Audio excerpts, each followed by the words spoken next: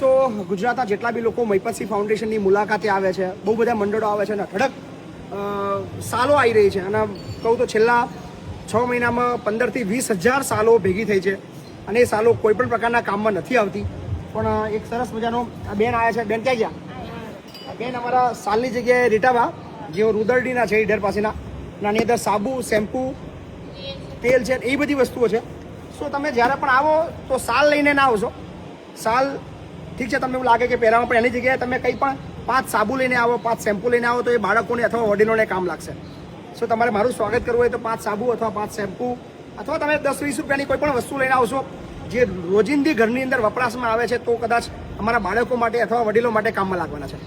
સો મારી આપ તમામને નમ્ર અપીલ છે, હવે પછી જ્યારે પણ મહિપતસિંહને મળવા આવો, કોઈ પણ પ્રકારનું ફૂલ અથવા સાલ લઈને ના આવશો. તમે 10 રૂપિયા એક સાબુ લઈને સ્વાગત કરશો તો બી મને આનંદ આવશે, પણ એ સાબુ કદાચ મારા બાળકો માટે કામમાં આવવાના છે. અને સાલ બધી જ અનયુઝ છે. મેં કીધું એમ 15 થી 20,000 સાલોનો ઢગલો પડ્યો છે.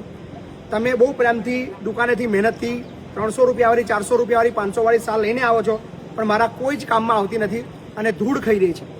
સો મારી આપ બધાને અપીલ છે, તમે 5-10 રૂપિયાવાળી વપરાશવાળી વસ્તુ લઈને આવજો જે બાળકોના કામમાં લાગે. Thank you.